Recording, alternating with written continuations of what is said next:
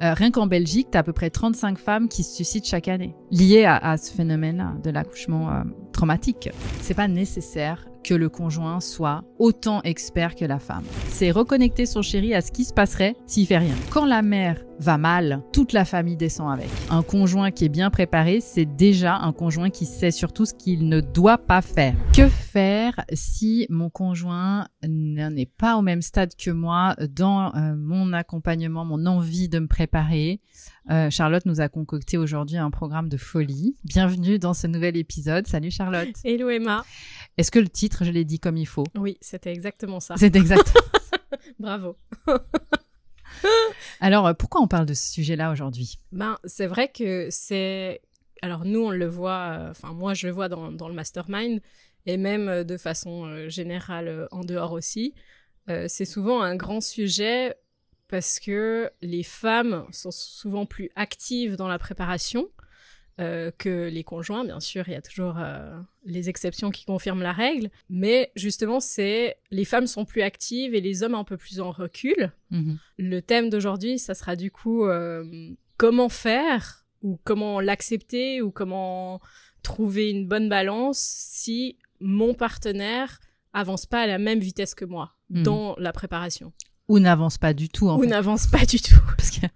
Parce qu'il y a cette option aussi. Ouais, faut aussi le dire, ça peut... Et en fait, c'est pas rare. On a à peu près... Tu vois, moi, je pensais un peu aux chiffres par rapport à cette question-là. 10% des hommes, en moyenne, sont à fond dans la préparation. Okay. C'est vraiment une minorité. Ouais, c'est pas beaucoup. Puis quand je dis 10%, c'est plus pour faire plaisir, pour rester optimiste. C'est ça. Donc, même... des hommes qui sont vraiment adorables, soutenants, etc., ils vont pas se former comme la femme, tout simplement parce que c'est déjà pas eux qui vont sortir un bébé de 3-4 kilos de leur entrejambe. Oui. That's it. Donc, j'en ai parlé avec Pascal, évidemment, qui est vraiment mon gardien du temple, qui est adorable, tout ce que tu veux, mais il a pas préparé la naissance des enfants comme moi. C'est-à-dire que c'est pas lui qui allait vivre ce challenge-là dans son corps. Oui. Tu vois, donc il savait les bases. Donc, je pense que c'est quand même bien de le rappeler. C'est pas nécessaire que le conjoint soit autant expert que la femme. Okay. Pour moi, je dirais, dans ma philosophie, la femme, elle doit être experte de ce qui va se passer dans son corps.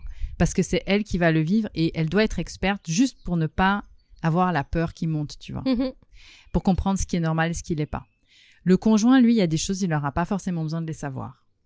Mais par contre, comment on fait quand notre chéri n'est pas à fond? Je pense que déjà, il faut utiliser des questions ouvertes dans des moments où on se pose face à son conjoint et on se dit, tu sais quoi, ça te dit qu'on discute un peu de ce qu'on va vivre là dans quelques semaines ou quelques mois. Et tu sais, j'avais fait un template de discussion que j'ai mis dans la semaine 2, sauf erreur, des cours du mastermind. Et en fait, l'objectif de ces questions-là que je vous invite à faire, c'est déjà de questionner ce que son chéri, lui, il ressentirait ou comment il voudrait vivre les choses s'il était à notre place. Oui. Tu vois, donc déjà, je dirais de commencer par ouvrir un dialogue puis de prendre la température parce que souvent les femmes, je remarque vraiment, elles posent des conclusions un peu hâtivement. Ok. Tu vois? Oui, c'est vrai parce qu'on a une idée et puis on peut se dire il est pas aussi intéressé que moi, du coup ouais. Parce qu'elle ne le voit pas prendre des initiatives, tu vois, ou activement se dire voilà, j'ai fini ma journée de boulot, maintenant allez, je vais regarder des vidéos sur comment le col se dilate, tu vois. Je veux dire, non, l'homme il va pas faire ça. Oui, c'est vrai. Il y en a très peu. Oui. Donc ça, c'est vrai qu'on nous on a tendance en tant que femme à attendre quand même que l'homme, tu vois, il fasse le geste par lui-même, il nous propose, tu vois, un massage, tu vois, il ait des intentions envers nous. Et puis moi, je dis tout le temps, tu sais ce que je dis dans les ateliers, faites le deuil, les filles. Soyez claires sur ce que vous voulez. Et puis, clarifiez bien vos attentes. Donc déjà, ce que vous voulez, vous. Et puis, vos attentes, ce qui est négociable et ce qui ne l'est pas. Et je pense que, je dirais, mon premier conseil sur cette situation-là, quand on a un conjoint qui est pas, on le sent pas investi, c'est déjà de vérifier ce que nous, on attend de l'autre personne.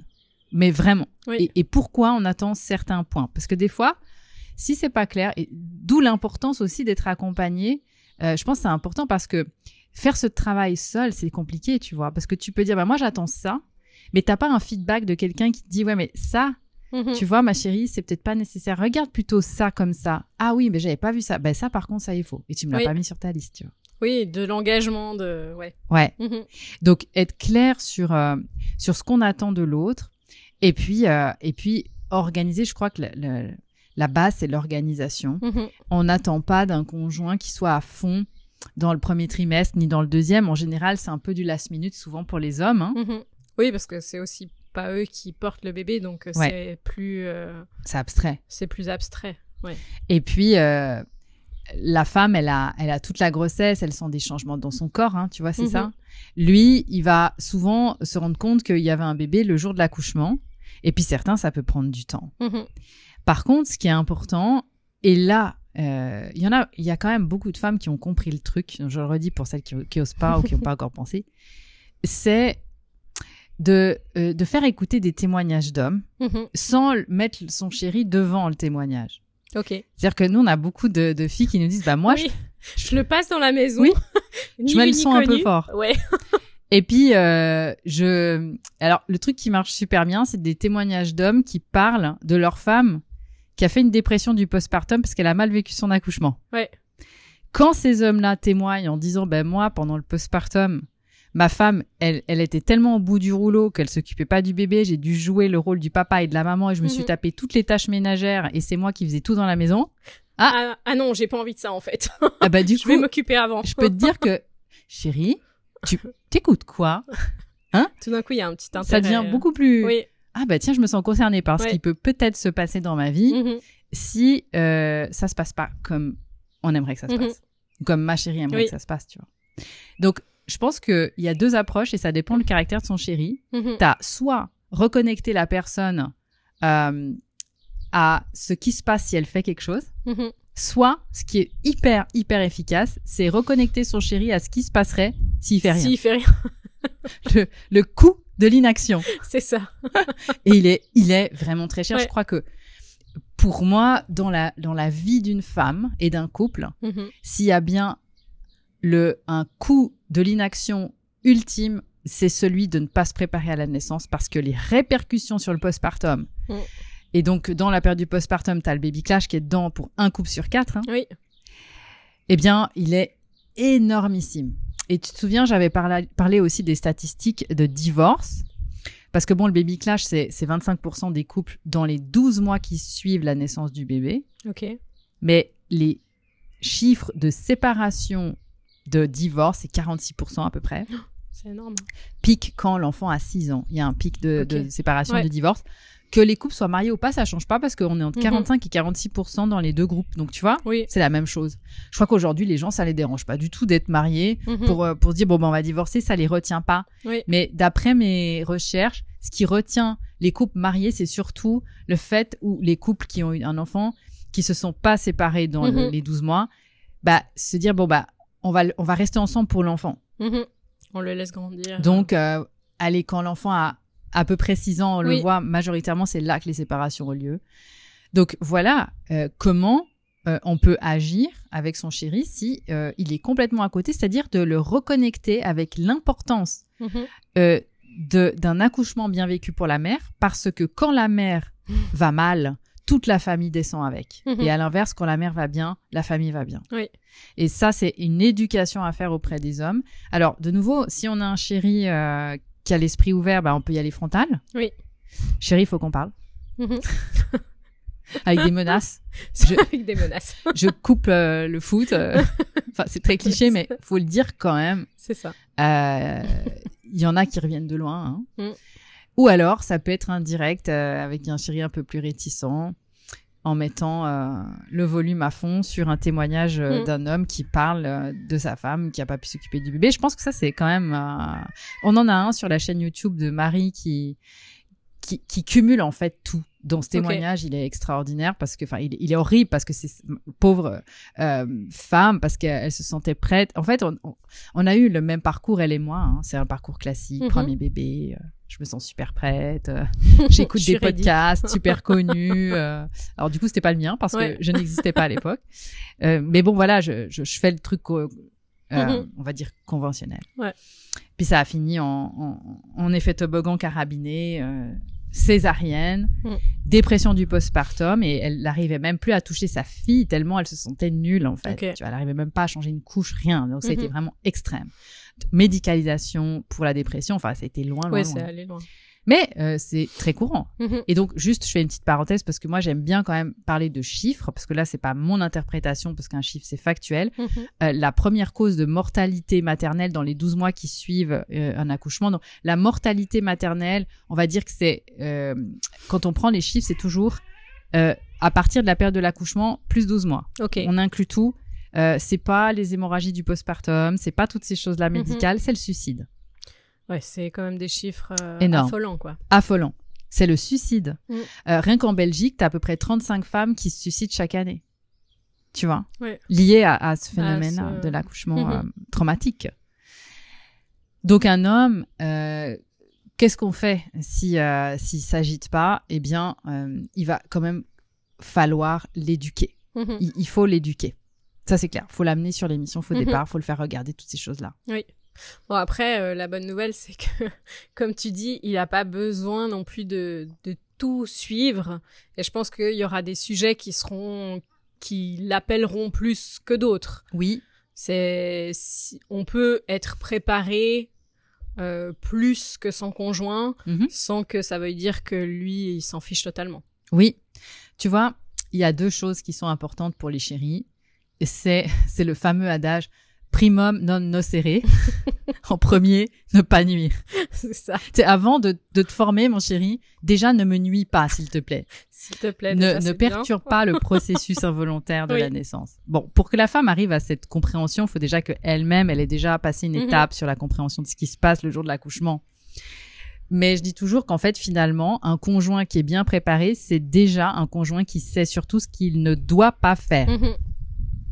Si c'est déjà ça, c'est gagné pour beaucoup de choses. Parce que la problématique, c'est que tu vois souvent des conjoints qui veulent jouer au coach sportif, etc. Parce que les pauvres, c'est ce qu'ils voient. Oui, puis c'est ce qu'on leur apprend aussi dans le fait de dire il faut que vous soyez là pour votre femme, faites ça. Oui, c'est ça. Et les hommes veulent aider.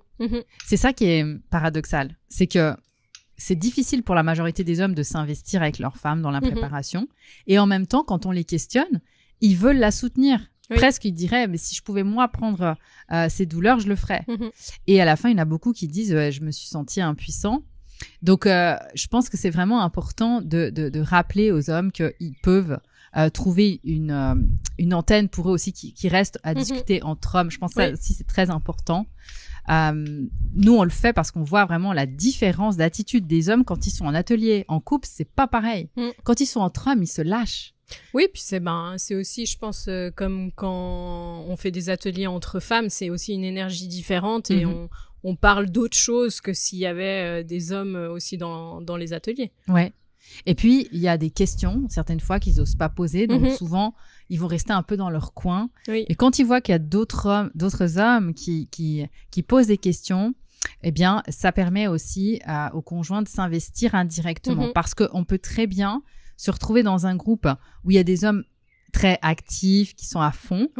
Et puis, si on a un conjoint qui est un peu introverti, qui aime pas trop participer comme ça, ben lui, ça va être tout bénef pour lui parce qu'il va voir les autres. Et en fait, il va emmagasiner plein de connaissances plein d'informations. Ouais, c'est ça, par effet miroir, en voyant d'autres cas pratiques.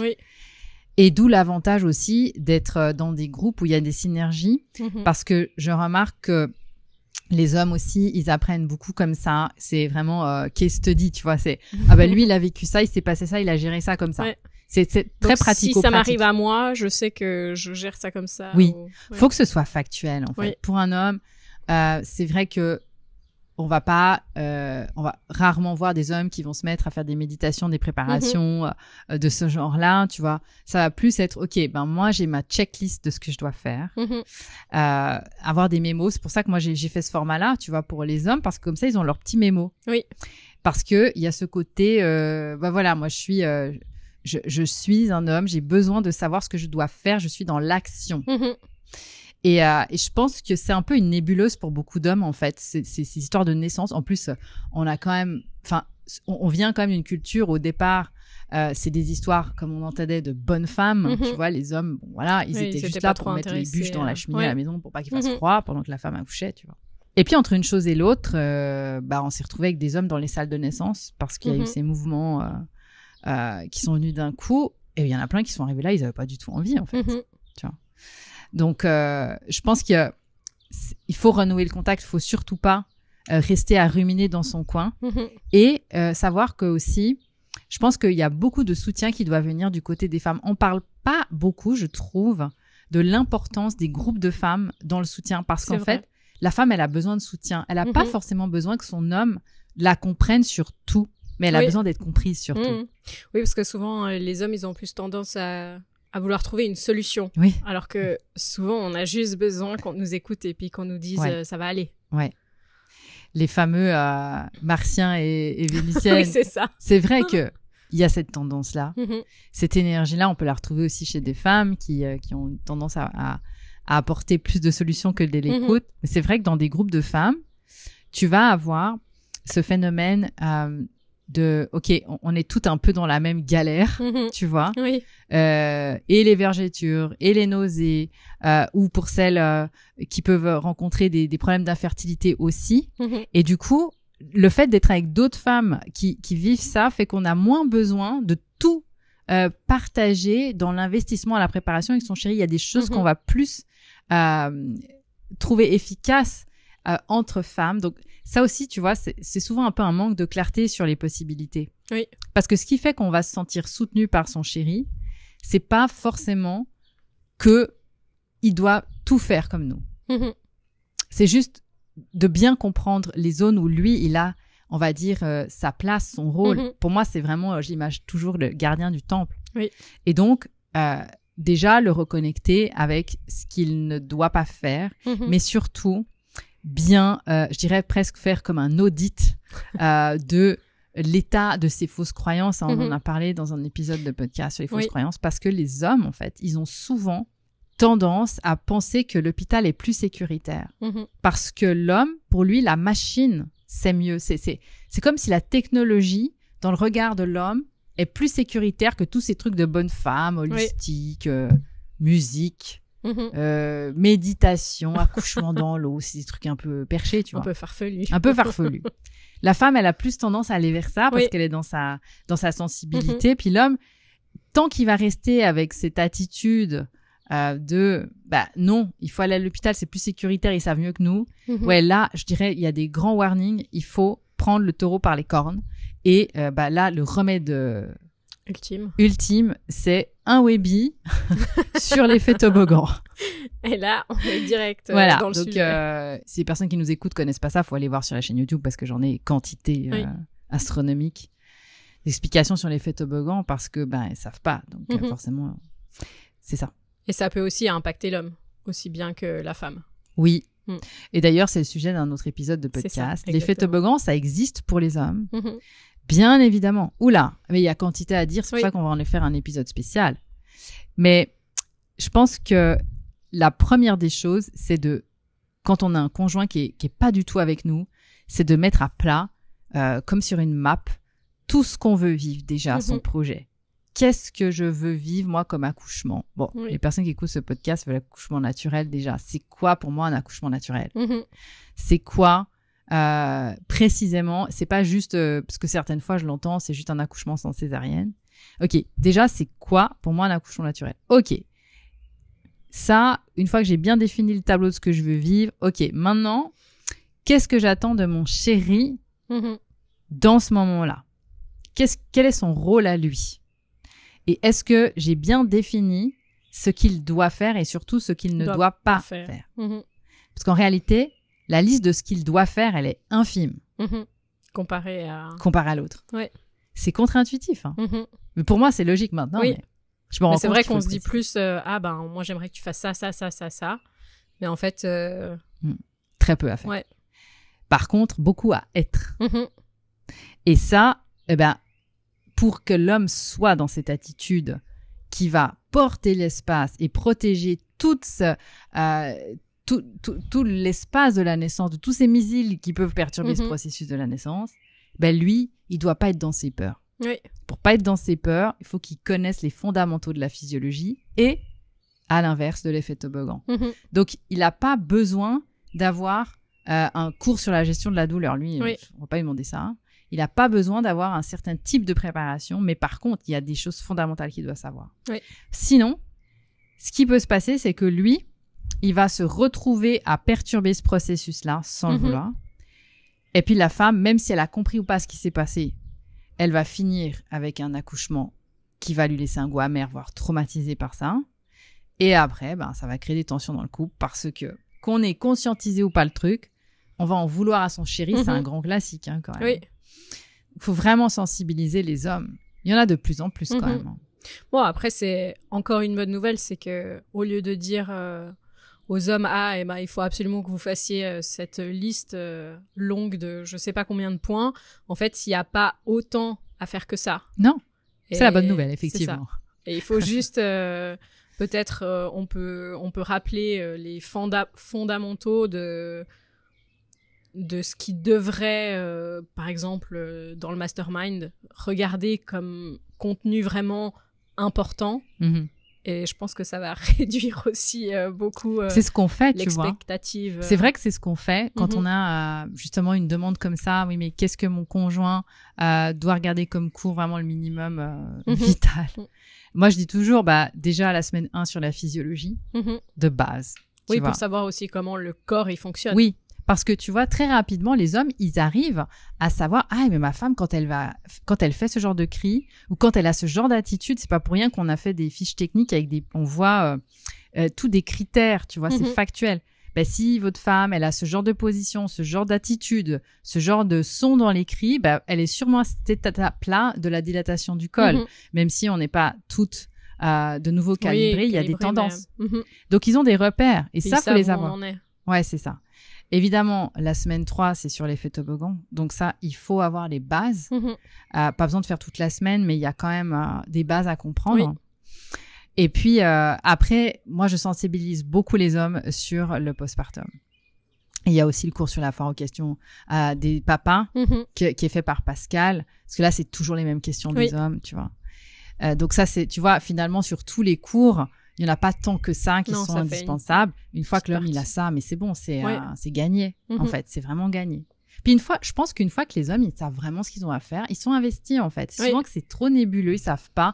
Puis en plus, il y a aussi une chose que je voulais dire, c'est que, et ça, on l'avait remarqué avec Pascal, quand tu vas chez un gynéco, la majorité du temps, l'homme, il est même pas regardé, en fait. Ils sont complètement zappés. Comme s'il n'était pas là. Ouais. Et moi, c'est vrai que j'ai remarqué à l'époque, quand j'avais encore un gynéco, calculait même pas Pascal. Ouais.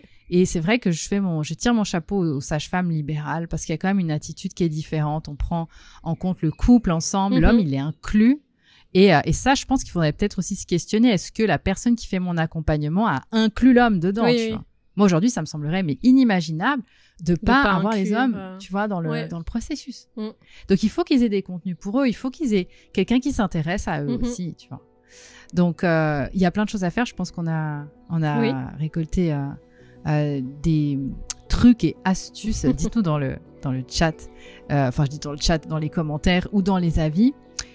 Si vous êtes concernés, qu'est-ce qui aujourd'hui vous soucie dans l'investissement de votre conjoint par rapport à cette préparation? Est-ce que vous avez un chéri qui est à fond ou est-ce que vous reconnaissez plus dans je me sens un peu seule, j'aimerais quand même qu'il s'y mette un peu plus? Est-ce que ça vous a été utile surtout? Dites-le nous en tout cas, ça serait vraiment un plaisir de lire vos commentaires et surtout de s'inspirer pour d'autres contenus si ça vous plaît. On en fera d'autres sur le conjoint par rapport à son implication dans la préparation. Merci beaucoup Charlotte. Merci Emma, à bientôt. À bientôt.